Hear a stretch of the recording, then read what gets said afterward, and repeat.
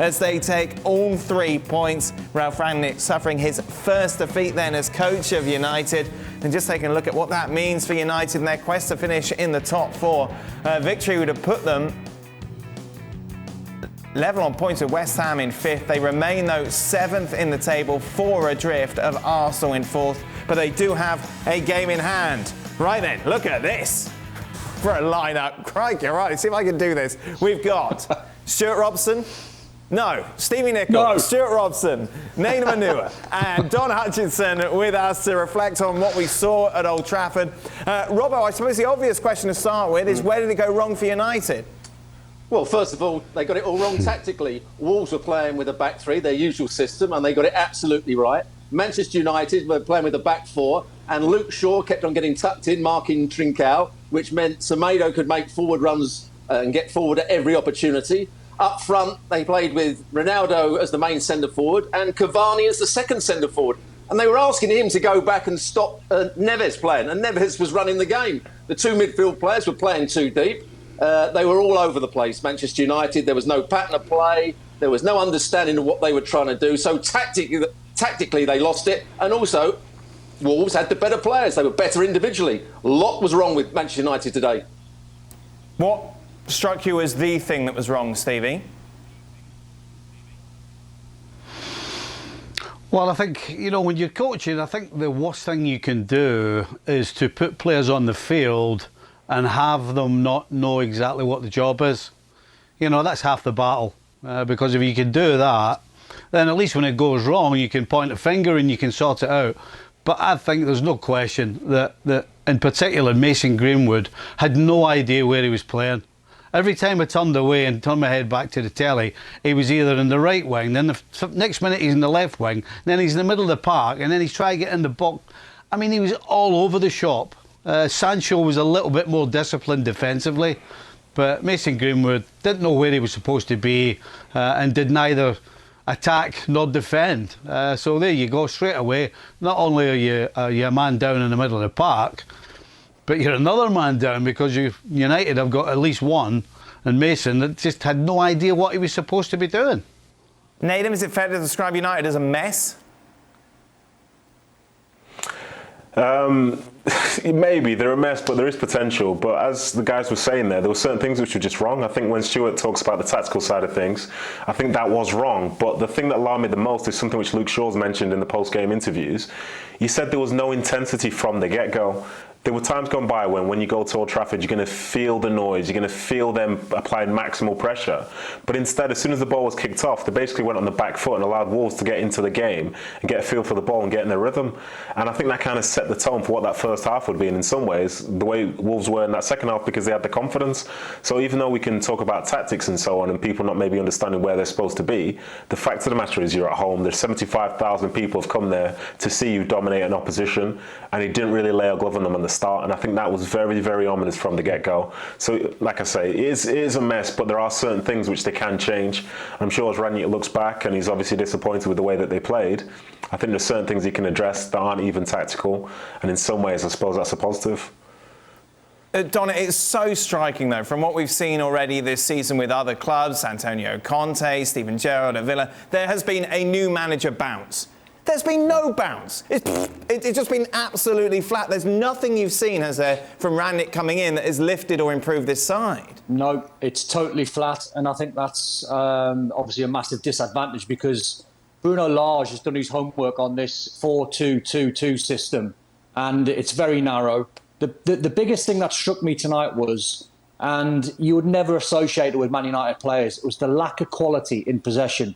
There were so many times guys in the middle of the park, like McTominay, like Fred, like Sancho, like Greenwood, were giving the ball away under no pressure. And in a world where there's so much analysis and you can easily get, footage of different teams and different systems, I thought it was incredibly naive from Rangnick tonight to go in with that 4-2-2-2 narrow against, as Stewart said, a back 3. I thought Neves and Moutinho absolutely ran the show, 2 very cultured players. And as you see by the graphic there, that can look like a 4-4-2, but Sancho and Greenwood were so narrow. their plan was to try and get Luke Shaw on the ball, who was very quiet, didn't have a good game, and Wan-Bissaka's just completely out of form. So all of a sudden, you're looking at a Man United side with hardly any quality on the ball. That's alarming. Robert, obviously we've been critical of Solskjaer and Rangnick since he's taken over. How much responsibility do the players need to take for their collective performances over recent weeks? Well, I think Manchester United have got players that don't understand the game particularly well. Sancho, you know, Stevie said that he was disciplined. He didn't understand the game today. He didn't know where he had to be, whether that's the coach's fault or his fault. You have to sort of criticise him for not learning the game. Greenwood, likewise, he's not improving as a player tactically. Rashford, when he came on, looked at completely out of sorts, out of confidence. But I would still say, why, if you're going to play Edinson Cavani up front with Ronaldo, do you get Edinson Cavani to go and mark Neves when Wolves have got the ball? That's why they couldn't press the ball high up the field, because one of the centre-forwards was asked to do a midfield job. And you don't ask Cavani, a goal scorer and a box player, to do a midfield player's job. It was totally wrong tactically for me. Robert brings up a good point. Like, Rashford comes on, Stevie, has the ball and misses the pass by a long way for that counter-attack that United were on. How do you explain the dip in form from these players so collectively? I think it's got to be the mental side of the game, no question. You know, there's enough quality. There are a couple of players that I don't believe should be playing for Man United, but there is enough quality that they should be better. And I think it's generally down to do what's going on between their ears. I said earlier that, you know, a lot of them don't understand it, which will show on the field of play. But for somebody like Rashford to come on and look like... He actually looked like a rookie when he came on. It was almost like they were bringing on a kid from the academy. I know he is, but he should now be in pretty much the prime of his career, certainly with the amount of games he's had, with the experience he's had. But he just looked like a rookie, and he looked as though his head was not there. And whether it's not there for reasons outside of football, I don't know. But I would guess, looking by the majority of the United side, most of them don't really know what's going on. And so it all comes out on the field of play. When you're not sure of what you're doing, when your confidence is low, when you're not sure where you should be or where you shouldn't be or what you should be doing, then it'll all show itself on the field. And that's exactly what we're getting every time United go on the field right now.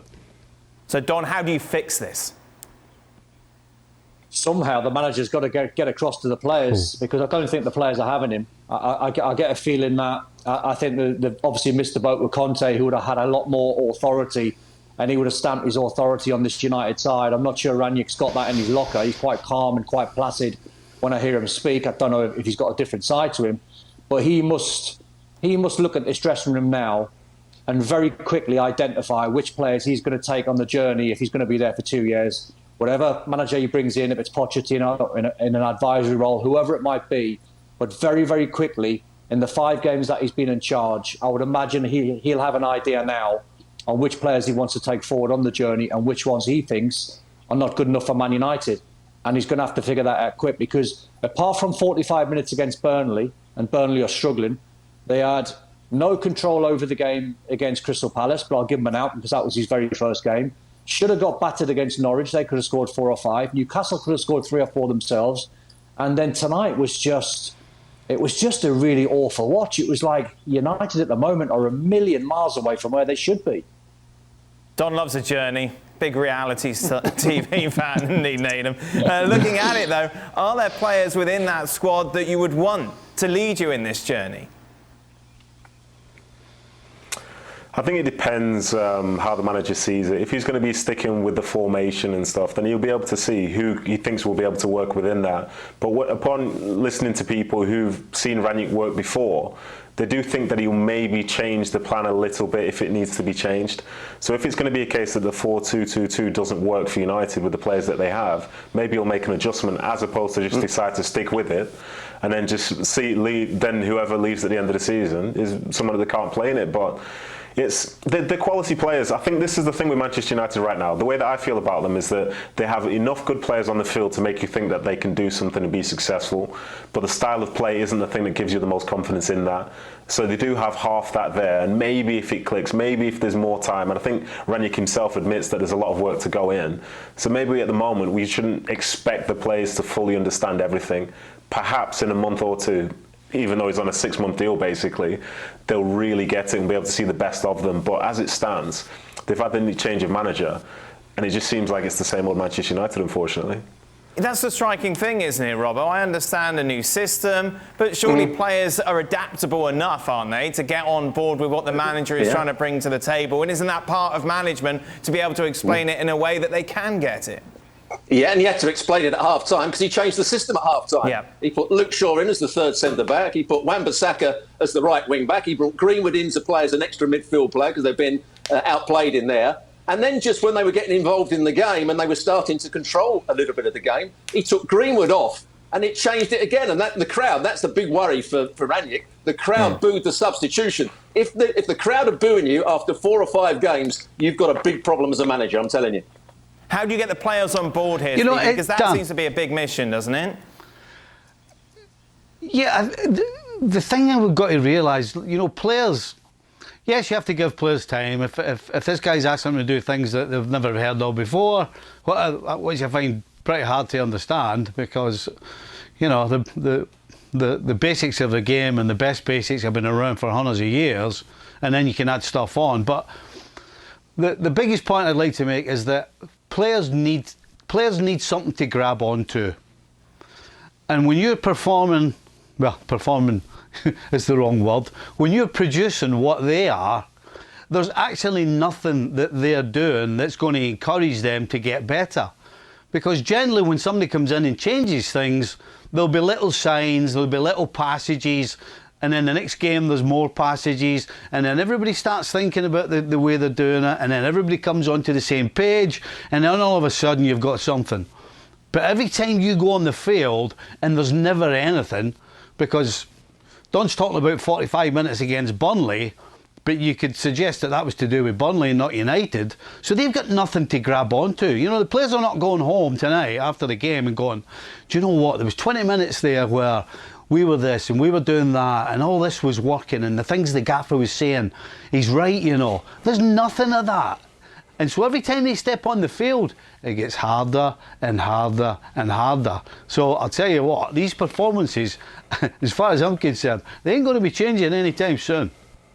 A word on Wolves, I feel, though, Don, just to change things slightly, who were excellent. Were everything that United almost weren't. Exactly. They had control in the middle of the park. They had 2 players in Neves and Coutinho who could handle the ball. They had the pace of Semedo. Pedence, I thought, had a really lively game. Jimenez led the line well. He made good substitutions. Traore was a threat. He didn't have his best game when he came on. He gave the ball away a little bit sloppily, but he added that extra pace to go in behind. The 3 centre-backs were really strong and physical. And the win was due. It was one of them where you're watching the game unfold, and for 45 minutes it comes in, it's half-time, it's 0-0, and you go, how Wolves not 1 or 2 up, I'll never know. They don't score enough goals, but they got the winner in the second half, and they were comfortable. Apart from the Bruno Fernandes hitting the crossbar, that's the only chance I can think of. Wolves actually were really, really comfortable in this game. It moves Wolves, actually, in fact, just the 3 points of United. We've talked a lot about United being favourites out of the chasing pack to grab that 4th space. Take a look at how things stand after those results today, and they still do remain, according to the bookies, the team that's going to clinch 4th. It's close between them and Arsenal. Spurs, of course, in the running as well, with 2 games in hand against their North London rivals. Nedum, overall, where do you stand on United's potential then between now and the end of the season? Do you know what? I think I liked them a bit more before I saw today's performance. And this is to piggyback on something that Stevie just said, because never before have I agreed with a co-pundit at any point in my life. Everything he was saying about if you don't have something to buy into, I was like, yes, Stevie, yes, that is the truth. You preach. Because I've had managers in the past who've come in and they've got their principles. I had a manager once when we were at Queen's Park Rangers. He came in and he said he wants us to go and press people for the whole time. So we went to the Etihad, and it was a game where we had to win to stay in the Premier League. So he said, go out there and press them. People said, okay. They lost 6-0, relegated.